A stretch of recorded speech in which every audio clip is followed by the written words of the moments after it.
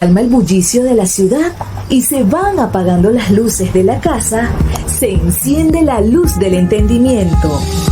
Desde este momento comienza Puerto de Libros, Librería Radiofónica, programa que contiene todos sus elementos tipo A. Puede ser escuchado por niños, niñas y adolescentes sin la supervisión de padres, madres o representantes. Comienza Puerto de Libros, Librería Radiofónica.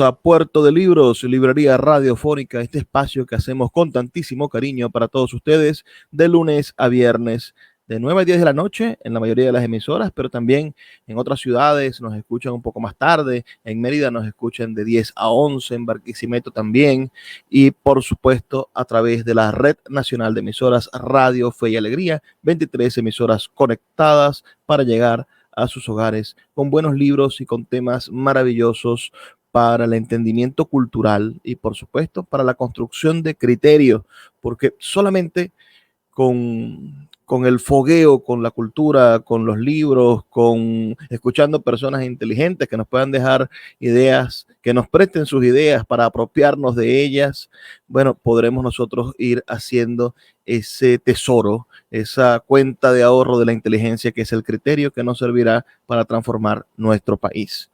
La noche de hoy tenemos un invitado muy especial, tenemos a un músico como invitado. Me encanta tener músicos invitados. El último que tuve fue el gran músico Aquiles Báez, que nos enseñó muchísimo en esa hora de entrevista y espero que hoy no sea la excepción. Tenemos a un, todavía sé joven a los 40 años, yo creo que sí.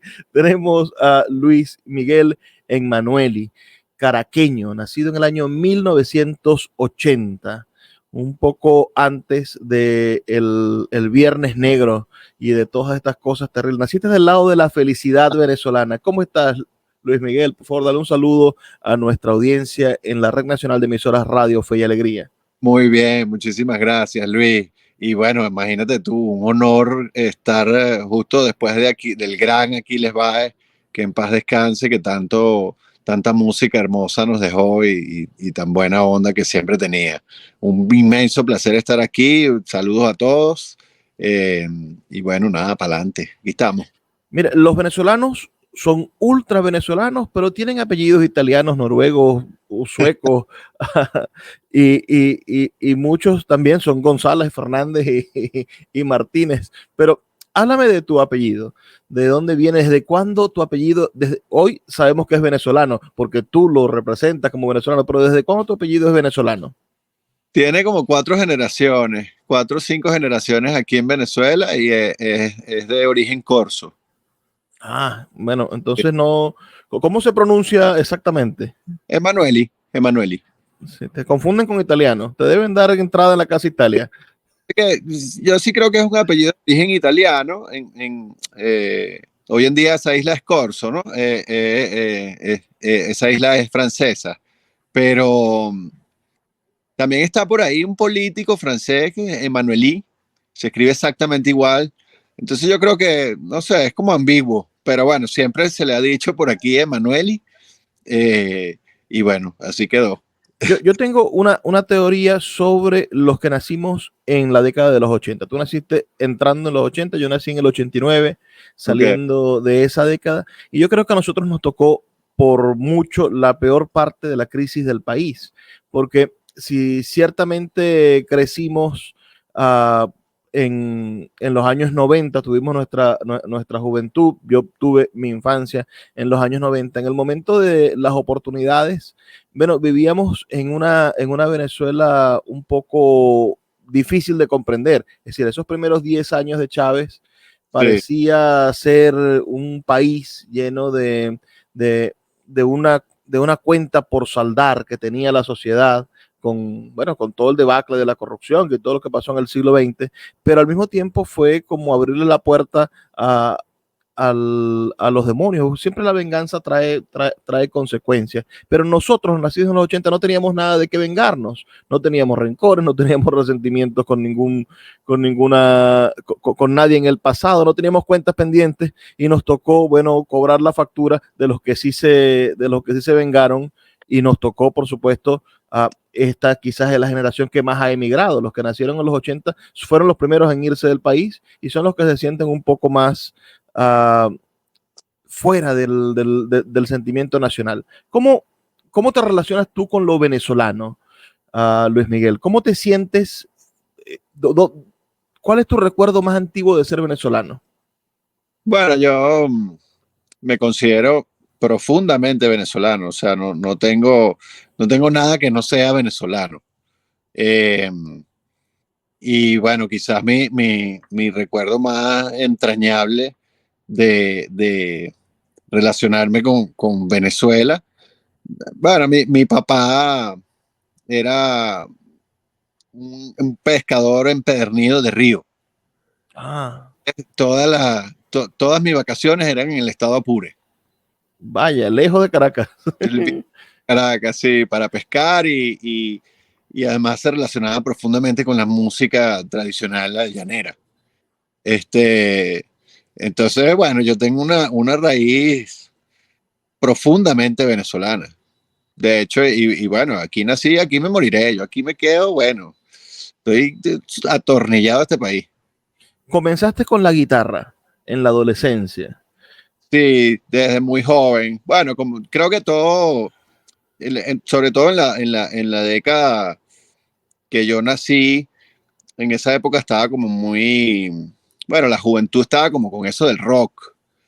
Claro, Este, venía profundizándose, ya había pasado la etapa Giordano y se entraba en otra etapa un poco más profunda y compleja del uso de la música moderna. Los nacidos en los 70 y en los 60 no pasaron de Giordano. correcto. Entonces, bueno, yo, digamos que ese primer acercamiento a la música ya tocando, vamos a decirlo así, fue con el rock, fue con el rock, tocando guitarra, pues, y obviamente tenía una sensibilidad musical, pero también había una carga de como querer estar en onda, ¿no? Y querer pertenecer, ¿Te llevaron las muchachas? Es decir, una muchacha que te atrajo, o fueron los compañeros, la banda de jóvenes que vivían en el mismo edificio, en el colegio. ¿Qué te llevó a la música? era más como eso, o sea, se veía como cool, como estar en onda, tocar. No estaba relacionado con ninguna niña, o sea, era más una cosa de una necesidad personal, pues. Mira, de la guitarra a la bandolina, ahí creo que hay unas cuantas cuerdas de diferencia, pero hay también una profundización del instrumento cuerda. La bandolina tiene tantos matices y ¿es acaso como la evolución de la guitarra, profundizar sobre los sonidos de las cuerdas? ¿Qué te hizo irte y profesionalizarte en ese instrumento tan complejo? Sí, bueno, realmente fue la bandola llanera. Este, bueno, esa misma inclinación que mi papá tenía por los llanos, por esa música, bueno, hacía que la música llanera fuera algo que vivía en mí, ¿no? Algo muy natural.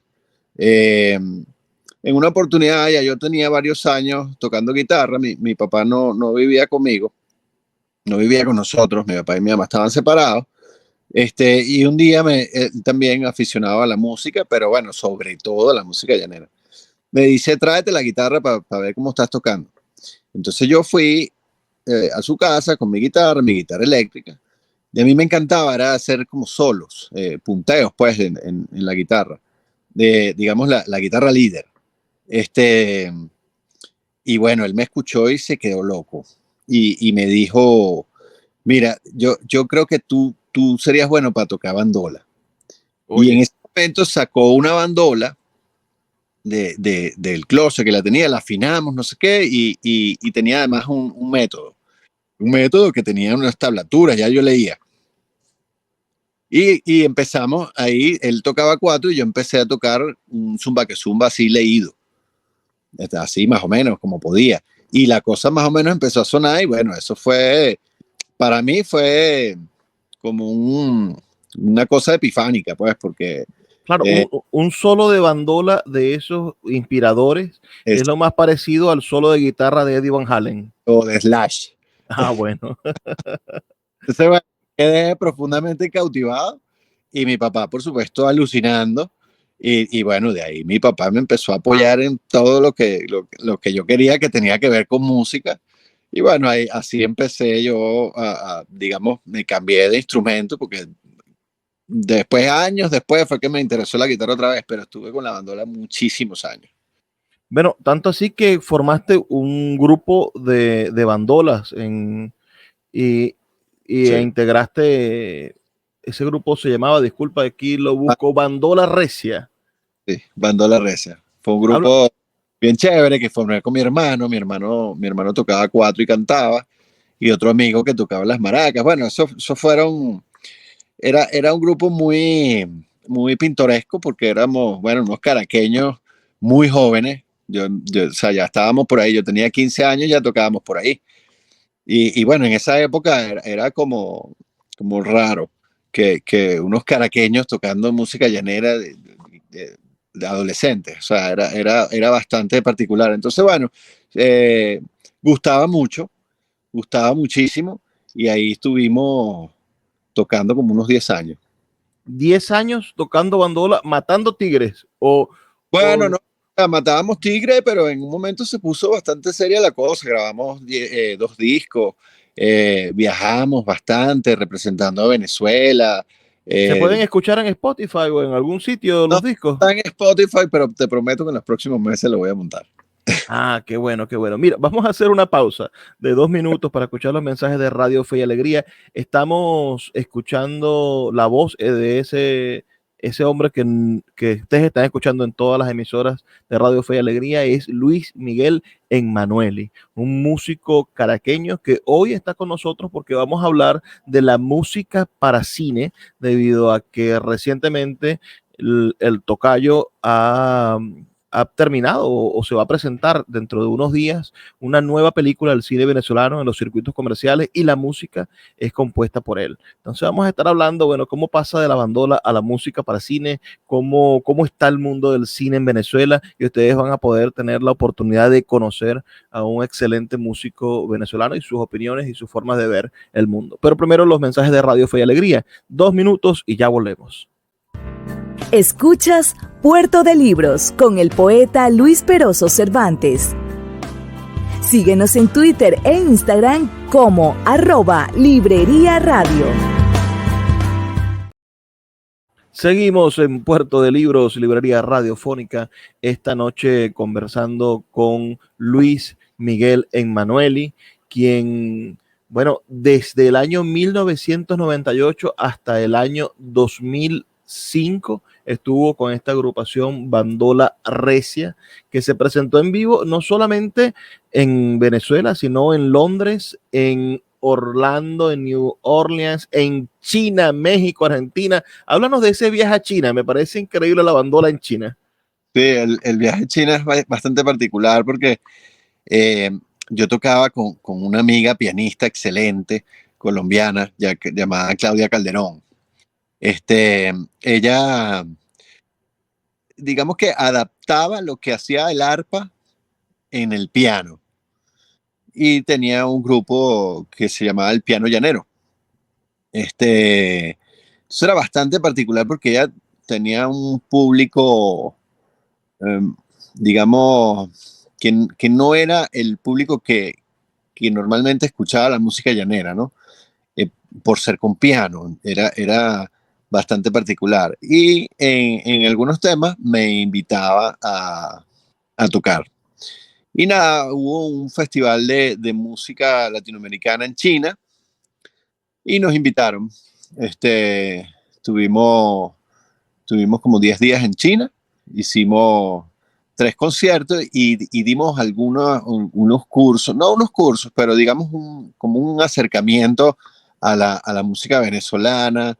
El tema de las maracas allá en China fascina también. Y bueno, la verdad es que fue un viaje bien, bien enriquecedor, súper chévere. Supongo que sí, me fascina la idea de ese choque de culturas, ¿no? Y, y aunque la música china no es tan rítmica como la nuestra, creo o por lo menos no tiene el mismo ritmo. Se nota que son dos culturas que se desarrollaron de maneras diferentes, ¿no? Creo que es asombroso poder acercar nuestros ritmos allá. ¿Qué otra cosa curiosa te pasó en esa extrema juventud? Porque bueno, naciste en el 80, a los 18 años estabas dando vueltas con el grupo, hasta los veintitantos Sí. estuviste recorriendo el mundo. ¿Qué otra cosa te pasó en esa extrema juventud? Sí, bueno, no digamos que fue extrema, ¿no? Porque, bueno, se puede escuchar así como que, wow, qué excentricismo, pero la verdad es que yo siempre fui muy estudioso y lo que a mí me preocupaba era hacerlo bien, y siempre estar estudiando, siempre, bueno, dar lo mejor de mí. Entonces, obviamente, bueno, también éramos muchachos, ¿no? Pero no era lo que prevalecía. Eh, bueno, algo curioso que determinó eh, para mi vida entera es que yo determiné en algún momento que me encantaba la música, pero yo no quería estar en la tarima. Yo quería estar o detrás de la tarima o en un lugar donde nadie me viera. Este, Porque, no sé, yo de joven era muy tímido, no sé, no me encantaba esa parte de ir a conciertos, estar con gente, la habladera, no sé, quería estar detrás. Y entonces, bueno, eso fue determinante y con eso damos pie a, al cómo llegué Mira, a eso. fuiste un joven empresario, aunque ahora lo llaman emprendimiento. Síncopa Producciones. Háblanos de ese sello que podría ser una especie, explícame, una productora de música, en algún momento una especie de sello musical. ¿Qué tipo de empresa fue? Y esos 10 o 12 años que estuviste trabajando y que te sirvió para grabar muchísima música venezolana en principios del siglo pasado, perdón, a principios de este siglo, estamos hablando que Cinco Producciones se funda en el año 2002. Háblanos de esa empresa, a quiénes eran tus socios y de qué manera, y qué aprendiste de ellos. Bueno, Síncopa fue, digamos, el trampolín y la razón de todo. Creo que yo estaba muy joven, ya yo tenía una inclinación clara de que lo que te contaba, de que no quería estar en la tarima, pero me interesaba era la música solamente. Y bueno, yo empecé como en mi cuarto de soltero, en casa de mi mamá, ya estaba como empezando a hacer grabaciones, sobre todo para el grupo, ¿no? Para explorar, para ver cómo era eso.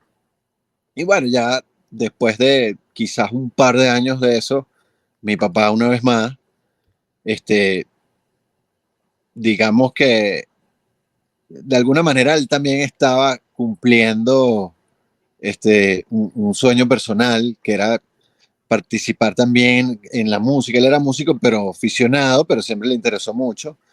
Y bueno, un día me agarró y me dijo, mira, vamos, ¿por qué no hacemos un estudio de grabación? Vamos a hacer un estudio de grabación serio, una inversión de dinero, no exagerada, pero bueno, modesta. Este, bueno, y ahí tú te vas a poder desarrollar, este, lo alquilamos, trabajamos con grupos y en el grupo, en el Bando La Recia, tocaba un buen amigo Javier Marín, que tocaba el cuatro, y él estaba muy conectado con todo ese ámbito musical venezolano. Un cuatrista excepcional y siempre lo ha sido, desde aquella época lo era. Y bueno, conocía muchísima gente. Entonces nos asociamos con él, mi papá y yo, y empezamos, digamos, a alquilar el estudio y trabajar en él como productores, grabando o también como instrumentistas. Siempre de alguna manera estábamos involucrados en la producción, que sé, de Un Solo Pueblo, de Gurrufío, de Serenata Guayanesa, siempre grupos venezolanos, siempre con ese ámbito, y también lo hicimos un poco igual como nació el grupo. Queríamos digamos, apoyar de alguna manera, hacer para, para la música venezolana y para los músicos venezolanos. O sea, queríamos apoyar la cultura en ese sentido. Y bueno, fueron bastantes años de grabaciones discográficas de muchísimos músicos venezolanos. Grabó un disco de Aquiles Baez, millones de músicos. Bueno, aquí en tu nota leemos, bueno, Ensamble Gurrufío, Serenata Guayanesa, Luis Julio Toro, Vasallos del Sol, Betsaida Machado, Francisco Pacheco, Caracas Sincrónica. Caracas Sincrónica es como música electrónica, ¿no? No, Caracas Sincrónica era un grupo de música caraqueña. Ajá. Y bueno, música, digamos, como antañones. Que ahí estaba Pedro Marín, que es hermano de Javier, excelente mandolinista, excelente persona. Estaba Raúl Absueta, que en paz descanse. ¿Sabes quién grabó ahí, por ejemplo, su primer disco? C4 Trío. C4 Trío. Te iba a preguntar sobre ellos. ¿Qué te parece esa mezcla del 4 en todas las expresiones musicales? Se hace salsa con 4, se hace... Me parece que ellos son responsables bueno, tienen esa responsabilidad de haber llevado el 4 a ese nivel de ejecución. Bueno, hay otros músicos también que lo han hecho, pero digamos que ellos han sido como, han logrado unos mercados que no se habían logrado. Y bueno, yo los aplaudo de pie. Maravilloso. Produjiste también a Aldemaro Romero. ¿Qué se siente estar cerca del maestro? Bueno, yo no he producido a Aldemaro Romero, pero siempre tuvimos muchísimo contacto con él porque Aldemaro le encantaba la propuesta del grupo nuestro. Entonces siempre no, maravilloso, imagínate tú, un súper maestro. Leo también aquí que tuviste a Evio Di Marzo en Síncopa Producciones. ¿Qué recuerdo tienes de ese gran músico venezolano? Bueno, Evio es una excelente persona y un súper músico. Creo que es era un tipo desenfadado, suave, ligero, cercano. La verdad es que a mí me gustaba mucho trabajar con Evio. Bueno, sé que termina Síncopa. Me gustaría entender por qué una empresa musical tiene que cerrar sus puertas. ¿Fue la crisis? ¿Fue que se atravesó otro proyecto? ¿Qué pasó? ¿Qué hizo que Síncopa En algún momento, como te comentaba, yo estaba bastante joven cuando eso empezó, y digamos que en un momento, así como definí que no quería tocar más, que no quería estar en la tarima, así también definí que no quería, bueno, no es que no quería, sino que mi norte estaba más en la producción de música cinematográfica y publicitaria. Digamos que yo me nutrí de toda esa grabación de discos, pero ya no quería seguir en eso, que tenía otro norte. Claro, lo entiendo, lo entiendo. Ahí nace la empresa en la que estás ahora, bueno, que quizás es la más extensa, tiene el estudio de grabación LME. ¿Me puedes explicar qué eso son tus siglas? Bueno, es que no es más que mi nombre. Porque, bueno, mi empresa, digámoslo así, porque no es ninguna empresa, mi empresa soy yo. Nada, es mi música y mi espacio. Pero bueno, como siempre se busca, bueno, ¿dónde se grabó? Bueno, ¿cómo lo decimos? LM. LM Producciones. Mira, Luis Miguel, vamos a hacer otra pausa de 2 minutos para escuchar los mensajes de Radio Fe y Alegría. De inmediato volvemos para seguir conversando contigo y que pasemos a ese mundo tan interesante. Es decir, en el año 2010-2011 fundas LM Producciones, es decir, te independizas y empiezas a producir música para cine, para radio, para comerciales. Llevas más de 2.500 producciones. Y aquí es donde viene la gran pregunta. ¿De dónde viene tanta creatividad o de qué manera recibes? ¿Cuál es tu proceso para poder crear algún tipo de música más por encargo, ¿no? Que se vuelve más complicado. Así que vamos a hacer una pausa de 2 minutos y ya volvemos con más del excelente músico venezolano Luis Miguel Emanueli. Escuchas Puerto de Libros con el poeta Luis Peroso Cervantes. Síguenos en Twitter e Instagram como @Librería Radio. Seguimos en nuestro programa Puerto de Libros, Librería Radiofónica, este espacio que hacemos para ustedes de lunes a viernes en la Red Nacional de Emisoras Radio Fe y Alegría. Ustedes pueden enviarnos sus comentarios sobre este programa a través de nuestro número de teléfono, el 0424-672-3597. 0424-672-3597. También estamos saliendo por las diferentes plataformas. Estamos en YouTube, estamos en Instagram, tenemos más de 25 plataformas de podcast que comparten este programa y donde también les agradecemos, dejen sus comentarios y sus calificaciones. La noche de hoy estamos conversando con Luis Miguel Emanueli, quien es músico, productor musical, tiene una empresa musical que ha producido más de 2.500 canciones. ¿Cuál fue el primer encargo, Luis? ¿Cuál fue el primer encargo que tú dijiste, bueno, con este me independizo? Le hiciste la canción a Coca-Cola. Bueno, trabajaste para Coca-Cola, para Pepsi, es decir, tienes un recorrido gigante, pero ¿cuál fue el primero? El primero solo. Lo que pasa es que yo empecé a trabajar con un músico que es Alonso Toro, que es un músico bueno, es excelente músico, sobre todo publicitario. Y en algún momento que él estaba como full de trabajo, necesitaba delegar, y ahí entré yo, muy joven, mucho antes, eso paralelo a Síncopa, ¿no? Síncopa tenía 3 salas. Tenía 3 salas y yo usaba una de ellas solo para publicidad. Y allí en esa sala yo producía música para Alonso, digamos, bajo la supervisión de él, pero bueno, el proyecto era de él y el nombre era de él porque al final él era el que lo supervisaba. Pero creo que el primero que hice solo, ya sin Alonso, puede haber sido para Samsung. Ah, Samsung. Para los televisores plasma, imagínate. que ahora son una plaga. Estaba leyendo que Venezuela es el país de Latinoamérica donde el televisor es más económico. Seguimos siendo una cultura televisiva. Sí, aquí se venden al por menor los televisores al precio del mayor que lo tendría. El que compra 100 televisores en Colombia compraría un televisor en $80 y aquí te lo venden en $80 y te dan un termo. Entonces son las cosas, bueno, hay investigaciones periodísticas respecto a eso, que se habla de que hay una cantidad de dinero que se le puede comprar bueno, en fin, no nos metamos en periodismo de investigación ni en camisa de 11 varas de dónde salen los dineros para comprar tantos televisores. Lo cierto es que bueno, con Samsung. Ahora, llega alguien y te dice, tengo un limpiador de posetas.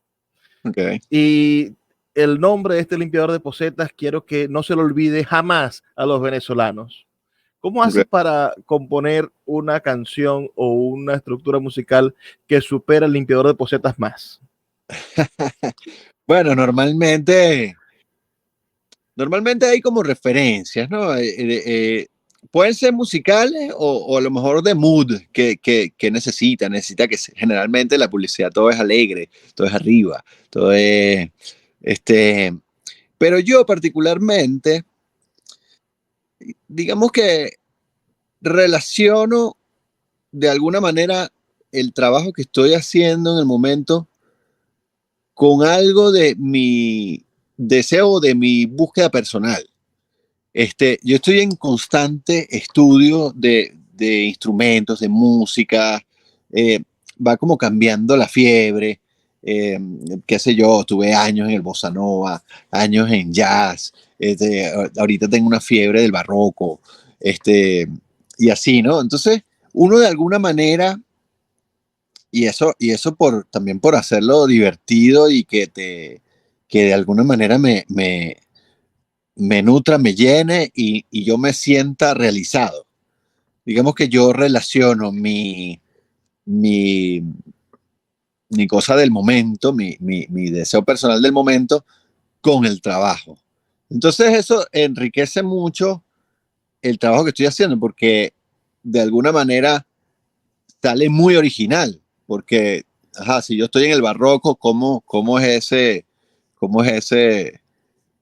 limpiador de posetas o ese jingle de limpiador de posetas? Pero no vamos a decir la versión barroca, pero seguramente va a tener elementos que, que no tendría si yo no estaría en eso. Y entonces, bueno, siempre tengo como eso, ¿no? ¿Has hecho jingles políticos? ¿Has trabajado con campañas políticas? Sí he trabajado poco, pero sí he trabajado con campañas políticas. ¿Alguna que la gente recuerde? No sé, no sé si la gente recordará eso. ¿Y qué publicidad, por ejemplo, está sonando ahorita que sea compuesta por ti? Bueno, yo hago, por ejemplo, todo lo que es Pepsi Cola, Gatorade, trabajo para muchísimas marcas de Polar, está por ahí está Harina Pan, que es pan ahora, eh, la nueva imagen de Mavesa, eh, que no son jingle, pero es la música Claro, es la música. que acompaña las imágenes, ¿no? Eh, ¿Qué más hay por ahí? Bueno, muchísimo, Vanesco, ¿qué más tengo al aire? ¿Cuál crees tú que ha sido la más difícil? En esto son más de 12 años, 15 años. ¿Okay? Comenzaste en el 2010, ¿será? A independizarte. Es como en el 2005, incluso antes, 2004, 2005. Casi 20 años. Sí, lo que pasa es que, claro, cuando yo logré vivir al 100% de la música publicitaria y música para cine, sí fue ya como en el 2008, 2009. Pero yo, el primer comercial lo hice es más, lo hice en el 2002. No fue ese de Samsung, fue uno de una harina. No lo Monac. digas porque te puede echar una vaina con Polar. Mira, ¿cuál crees que ha sido el más difícil en estos 20 años? El más difícil. Coño, creo que todos son dificilísimos. Todos son dificilísimos. Nunca es fácil porque sabes que como hay que generar una cosa única. Entonces, es muy difícil. Mientras más experiencia tienes, más difícil es lograr algo único porque imagínate todas las músicas que ya hice, que no se parezca, que sea distinto, que tenga algo nuevo. A lo mejor no me importa tanto que tenga algo nuevo para los demás, pero de alguna manera, si uno no siente que con ese trabajo estás creciendo, entonces no estás conforme. Y puede ser una cosa larga y traumatizante, ¿no? Sí, yo sí creo que todos los trabajos musicales son muy difíciles. O sea, tener el papel en blanco nunca es así, qué fácil, qué chévere. No, no. Pasemos de la publicidad a la televisión y después terminemos en el cine. ¿Qué has hecho para televisión? Para televisión, bueno, poco, pero sí, sobre todo documentales, pero no he trabajado sí, no, ni en telenovelas. ¿Y cuál fue el primer encargo para cine? Cuéntanos, para ya entrar en materia. Sí, el primer encargo para cine, bueno, quizás algunos cortometrajes. Veo por aquí que tenemos Espejos de César Manzano, no sé en qué fecha fue. Sí, ese fue, digamos, mi primer largometraje ficción. Eso fue, creo que fue 2012, pero eso terminó saliendo como el 2014. ¿Cómo, Este, cómo se llevan los tiempos en una producción de este tamaño? Es decir, estamos hablando de componer música para la postproducción, o vas al rodaje y ves parte del rodaje y el guión y ayudas al director a pensar la música antes. ¿Dónde entra la música en una producción cinematográfica? bueno, hay distintas maneras. Hay distintas maneras. Por ejemplo, esta de espejo. Yo llegué con ya un corte listo. Ah, ok, ya, yo la vi. Ya, y entonces, bueno, digamos, no sé si más fácil o más difícil, pero eh, de alguna manera, bueno, ya está ahí. Entonces, bueno, uno no. Y está el otro que te lee el guión, o te lo mandan, lo lees tú, y ya a partir de ahí uno construye algo pensando en algún momento o algo, pero claro, ese es un proceso muchísimo más largo, porque yo te doy, digamos, esa maqueta para que tal, a ti te gustó, vas al rodaje, o sea, el camino es larguísimo. El camino es Claro, larguísimo. claro. Es decir, son meses, 6 meses, 7 meses para pensar la música de una película, o puede ser más. No, puede ser mucho menos, puede ser mucho menos. O sea, si es así, que te dan el guión, bueno, pueden ser años, porque depende Claro. de cuándo la graben ellos. O sea, yo tengo muchos guiones que he leído y son películas que no se han ejecutado todavía. Unas se ejecutarán, otras no. Incluso he hecho algunas músicas para esos guiones, apostando a que en algún momento se haga, pero bueno, algunas se dan y otras no. Eh, pero digamos, el proceso normal, ya con, digamos, tengo la película enfrente, aquí está, ok, vamos a hacer la música. Eh, lo normal son 12 semanas por ahí. 12 semanas para escribir la música, pasarse al director, el director la Dos aprueba. semanas produciendo la música. Yo compongo produciendo. Yo no tengo esa cosa que, bueno, compongo escrito y después vamos a grabación, no. Mi forma es, de una vez yo voy poniendo, voy grabando, y si hay algo que necesito músicos o algo, también ya no hago maquetas, pues en ese sentido, yo produzco una vez. Claro, es un riesgo porque si la música de alguna manera no gusta o hay que cambiar, no sé qué, bueno, digamos Hay que yo volver a hacerlo. ese proceso de producción, pero no sé, me he acostumbrado a hacerlo así y así me resulta, pues. Bueno, como si fuese cine mudo, ahí está la orquesta. Si alguien desafina, Sí. no podemos echar para atrás la película. Vamos a hacer otra pausa. Estamos hablando con Luis Miguel Emanueli, músico profesional, verdaderamente, autor de música para cine. Vamos a hablar en el siguiente segmento, el siguiente y último segmento, vamos a hablar de sus últimas producciones. Recientemente estamos en presencia de una película que se va a estrenar, va a entrar en el circuito comercial del cine venezolano, se llama La chica del alquiler, y también vamos a estar conversando, por supuesto, sobre la película que le dio premios en el mundo del cine, que fue El Inca, ¿no? Una película que fue un poco controvertida por ser una película de boxeo y tener, por cierto, muchas interacciones con la realidad en algún momento. Entonces vamos a hacer una pausa de 2 minutos y ya volvemos con el último segmento de nuestro programa en esta entrevista con Luis Miguel Emanueli. Escuchas Puerto de Libros con el poeta Luis Peroso Cervantes. Síguenos en Twitter e Instagram como @Librería Radio. Así llegamos al final de nuestro programa. Este es el último segmento, pero todavía nos quedan largos 12 minutos para seguir conversando con este maravilloso músico. Háblanos de El Inca, de esta película. ¿Cómo hacer música para una película como esa? Bueno, es particular porque el Inca es un gran drama, ¿no? Pero también una película épica, con mucha, el boxeo, imagínate, es una cosa emocionante. Está el gran hito de Rocky, ¿no? Es decir, cómo hacer música que sea original después de que la gente espera ver Rocky con esas bandas sonoras gigantescas. Un poco la idea, yo me inspiré con el Inca muchísimo con el nombre, el Inca.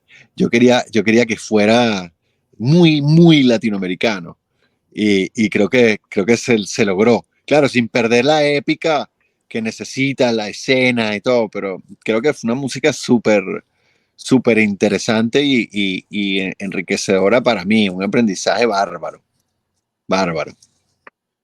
¿Cuánto tiempo te tardó hacer esa producción? Como 10 semanas, sí. Y cuando recibiste el premio, porque recibiste el premio del Festival de Cine Venezolano de Mérida como mejor música, es decir, ¿qué sentiste? ¿Cómo estuvo esa experiencia de entrar al mundo del cine venezolano por la puerta grande? Bueno, imagínate que un orgullo inmenso y súper agradecido de que hayan reconocido, no me lo esperaba, la verdad. Nada, agradecido y sintiéndome afortunado, pues. Bueno, háblame un poco ahora de esta última película. ¿Cuándo estuviste trabajando? La película se rodó en el 2022, La chica del alquiler. Tiene como protagonistas a Daniel Alvarado, que es una estrella, una celebridad del cine venezolano. Tiene a Luis Olavarrieta, tiene a su productor y actor Agustín Ceñini. ¿De qué manera llegaste a la producción de esta película?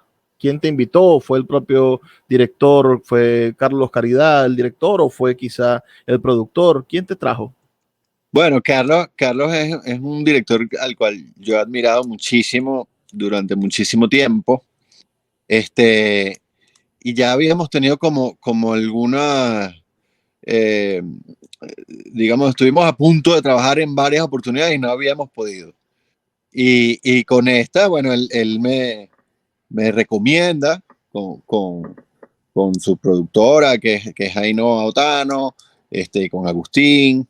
Y bueno, hicimos súper buen match de una vez y de verdad que trabajar con ellos y sobre todo con Carlos, fue una experiencia muy enriquecedora y fascinante. La chica del alquiler es una película con un tono que yo no, o sea, sí me había paseado por ahí de repente en publicidad y eso, pero nunca había hecho un largo con ese tono, con ese humor, y de verdad que fue un proceso lindísimo y súper fluido con ellos. Ya has hecho, bueno, varios cortometrajes y varios largometrajes. ¿Cómo haces para conseguir el tono venezolano? Es decir, y me meto yo en el asunto, estamos viviendo el cine venezolano, lo estamos viendo, es cine venezolano, va a salir al mundo con el sello de esto es Venezuela. ¿Cómo garantiza Luis Miguel Emmanuelli que lo que la gente va a escuchar, eso que va a acompañar a los diálogos y a las imágenes, deje impregnado la sensación de que es de Venezuela? Bueno, yo creo que, o sea, a veces hay que marcarlo y a veces no, ¿no? Pero una excelente manera de que se sienta venezolano es usar instrumentación, a lo mejor es instrumentación universal, pero siempre tiene algún detallito, algo que bueno, te da el colorcito y el saborcito nuestro. Y hay otra cosa de la cual uno nunca se puede escapar, que es del gusto propio, ¿no?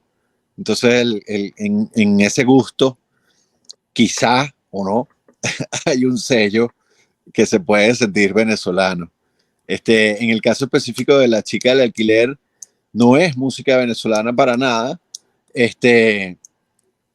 pero sí se puede sentir como, digamos, en la manera de abordar la producción, en esa cosa que es muy de nosotros, ¿no? Que no son músicas, digamos, perfectas, con clic, así, muy gringo, no, para nada. Aquí son músicas donde el valor justamente de la música más que en la combinación de notas, está en el gesto del músico, ese pequeño error o ese ruidito que tiene esa manera de tocarlo, lo hace de alguna manera muy nuestro y muy latinoamericano en general.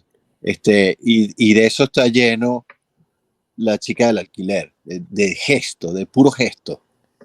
Yo no he visto la película debido a que no se ha estrenado, se estrena el 1 de junio, pero me comentaba Carlos Caridad en una entrevista que le hice recién que logró meter los exteriores, es decir, mostrar la belleza venezolana, porque la película está ambientada, bueno, en una playa, está ambientada en un espacio tropical venezolano por excelencia, esos paraísos que nosotros tenemos. ¿Qué música tiene ese paisaje? Sí, bueno, en ese caso, digamos que lo que está ambientando la música no es necesariamente el paisaje, sino más de dónde viene y qué está pasando en la película en ese momento. Y entonces de alguna manera puedes tener un paisaje hermosísimo, pero a lo mejor tienes una música que es más bien intrigante. Claro. Y entonces, bueno, ese contraste entre la belleza y esa cosa intrigante que venía, que ya no está, sino que, bueno, simplemente estamos recreando un momento en esa isla de lo que está pasando, la situación del momento, lo hace ese contraste, pues, muy hermoso y cinematográfico, pues. Qué maravilla es eso, ¿no? Es decir, podríamos tener la fotografía aérea de una playa hermosa y el músico es el que va a decidir si va a ser una escena nostálgica o si va a ser una escena de alegría es decir, cómo la música logra transportarnos a elementos emocionales. La música para hacer llorar. ¿Te ha tocado tener que llegar a Muchísimo, claro. niveles en los cuales necesita el director que en este momento llore la persona? Sí, muchísimo, muchísimo. De hecho, toda la música está hecha con un fin específico, en un momento específico. Quizás hay veces que bueno, casi siempre, todo lo que ocurre está ocurriendo solo para llegar a un momento específico donde debes conmoverte o donde debes reírte o donde debes, qué sé yo, intrigarte o lo que sea. Siempre hay como un clímax, que todo lo que ocurre previo ocurre construyendo para llegar a que tú te emociones de tal manera. Claro que sí. Mira, vamos a cerrar ya estamos por finalizar, pero me gustaría que le hables a algún joven, hoy nos están escuchando, bueno, en casi toda Venezuela, por supuesto, quizás haya alguien que diga, bueno, yo quiero ser como Luis Miguel Emanuel, y yo quiero componer para cine, yo quiero llenar esos silencios de la imagen con mi imaginación. ¿Qué mensaje le podrías dar a un joven venezolano que hoy nos esté escuchando y que quiera seguir tus pasos? Oye, bueno, que gracias por la oportunidad de eso, me encanta. Eh, bueno, pasión, paciencia y perseverancia. O sea, darle sin parar. Que es muy importante. Bueno, estudiar, estudiar, estudiar, estudiar, no parar nunca, no parar de estudiar, no tener miedo a aprender algo por muy grande que parezca. O sea, qué sé yo, a lo mejor la persona que quiere ser músico a lo mejor es guitarrista y le gusta el contrabajo, pero imagínate, un contrabajo, un instrumento tan serio, ya a lo mejor estamos hablando de una persona de 20 y pico de años. No le tengan miedo a eso, agarra el contrabajo y dale. No, en ese sentido no tener como tanto respeto y tanta distancia con ciertos tipos de música, simplemente hacerlo y punto, no tener prejuicio, estar abierto. Eh, Temo ser impertinente con esta pregunta, pero como me has hablado tantas veces de tu padre, que tu papá te acompaña, sigue estando vivo, ¿qué dice de lo que estás haciendo? ¿Cómo es esa relación hoy de ese hombre que te apoyó tanto con la música? Bueno, lamentablemente mi papá murió en el 2019, pero me apoyó hasta su último día. O sea, encantado, fascinado, súper chévere y súper orgulloso siempre. Más bien, hasta fastidioso. O sea, ya. Pero no. Bueno, qué maravilla, los padres. Y ahora mi invitación es a los padres. Si ven ustedes que sus hijos tienen talentos como el que el padre de Luis Miguel vio en su hijo, por favor, apóyenlos, denle la oportunidad porque pueden hacer cosas grandes como Luis Miguel está haciendo hoy en nombre de todos los venezolanos. Gracias, Tocayo, por darnos esta oportunidad de entrevistarte, de conversar contigo sobre la música para cine. Muchísimas gracias a ti, Luis. Encantadísimo de estar aquí. De verdad que es un placer.